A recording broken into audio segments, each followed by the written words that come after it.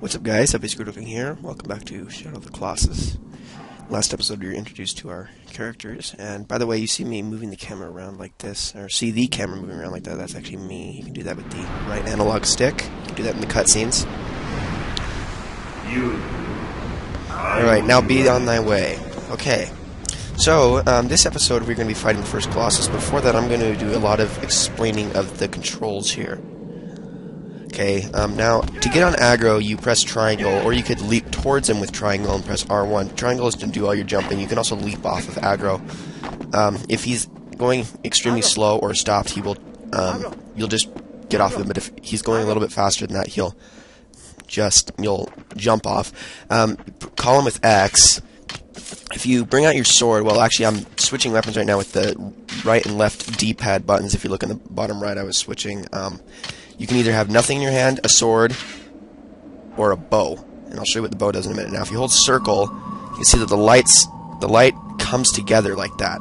When it comes together like that, that is the direction you're supposed to go. Okay, the bow and arrow, you hold square to draw it, and then you release to shoot. And hold on a second.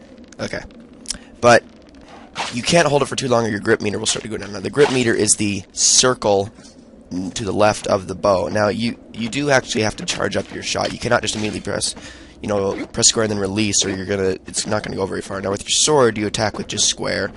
There's more to it later. That's just the normal attack. You won't actually be using that type of attack later on. Now, you kick your horse with X. And I actually want to show another thing real quick. So yeah, like that. See? Press triangle, and you can press R1 to go on. Did I already say that? Yeah, I already said that. So, if you press back on the left analog stick and X at the same time, you'll immediately go into full gallop like this. Now, to keep aggro in a gallop, you're going to want to hold down X at all times, or you won't maintain it. Especially when you're next to a cliff, because that's when aggro likes to slow down. Now, we can press start to display the map. I won't be doing that yet, because I would like to have some points of reference to do that. Because right now, if you were to do it, you would be totally disoriented and the map wouldn't mean anything. Now, I'm stopping here because at this tree, there are some things we want to get. So there are little fruits that are hanging from the branches on this tree that we want to shoot down with our bow. I'll show you just in a second. I'd like to get it in a better position. Because we really want these because... so we had the grip meter, which is the big circle, which is extremely important to this game. Didn't mean to fall. And then we have below that the health bar. Now, the health bar is also extremely important in this. Where's the fruit?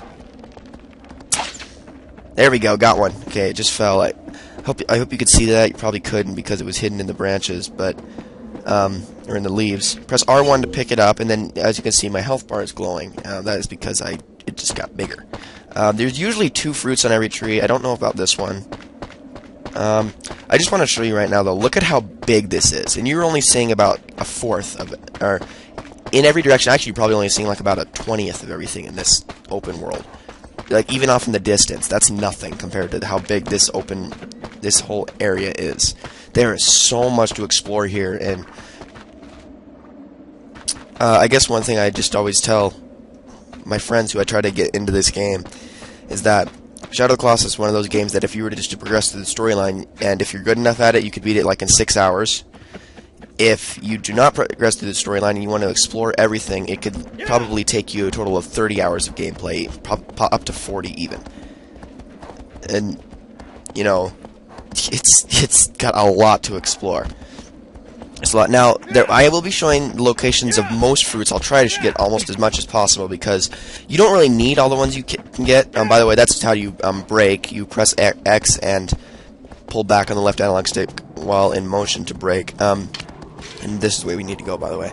But I'm not going to be able to show all of it. I will try, though. I'm going to see if I can, find a way to get all of them and keep track of them all, of every single fruit I get. There's another collectible that we will also be getting we will need. And when this type of cutscene appears, that means you have come to the right place. And the camera then shows you where you need to go after that. So, wait, why did I go this way? There's nothing over here. What the heck? Okay, so now this is the biggest control scheme of the entire game that I'm going to show you right here. So see this green vines? You press triangle and hold R1. You have to keep it held down or it's not going to work. You have to just hold it and then you can move around with the left analog stick. You can sidle, go up, down. you let go of R1, you're just going to fall. Now when you get here, you want to press hold triangle down and then release when the light pulse in the meter fills up. And by the way, if you're holding R1 when he's about to fall like that, you will grab onto the ledge.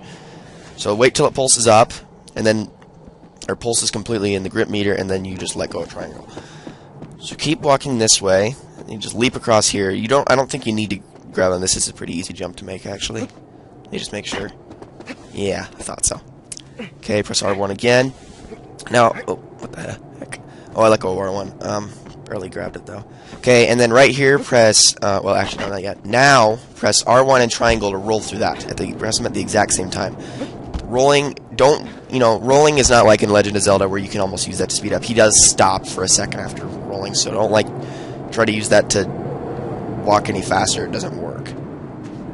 It is a good dodge. It is for dodging though. Right there, that's basically shows you how the physics are in this game. That inertia that you just saw in his grab just a second ago.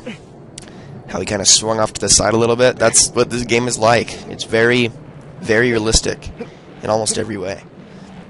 Now, this is one of the other tricky jumps to make. You hold R1, then you hold triangle, and then you're going to want to pull backwards on the left analog stick, and he'll go into this pose. Now let go of triangle, and you'll see. Just make sure you keep holding R1 or you're screwed. You will not grab onto the next ledge, and then there you go. And now, what is? Oh crap.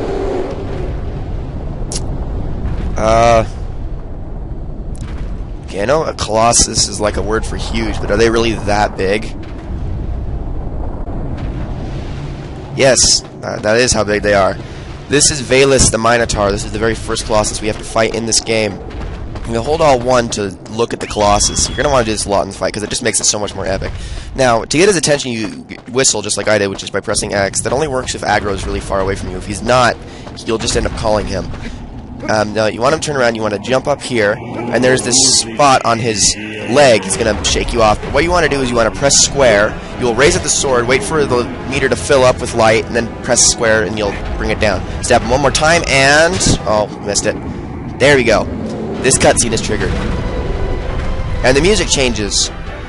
When the music changes, that means you've done what you're supposed to do. Now that you've done that, or that I've done that, you want to jump up here, grab on, climb up his butt, and then you're going to want to go up onto this platform where you can rest your grip meter.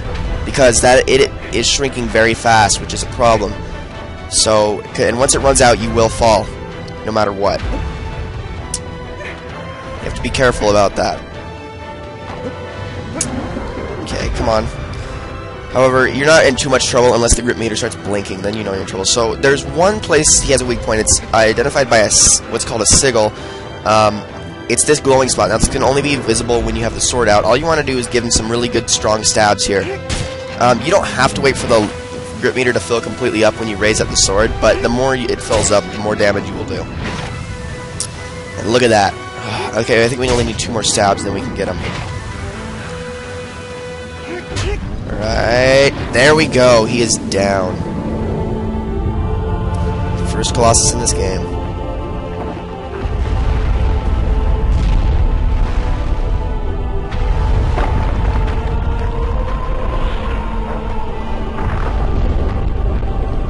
Now, we don't want to just sit around, because if we do, you see those little black things that are like lines that are coming out of his body, and that is the wrong way to go.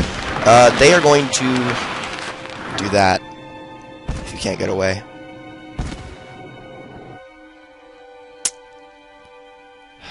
Well, what happened to Wander?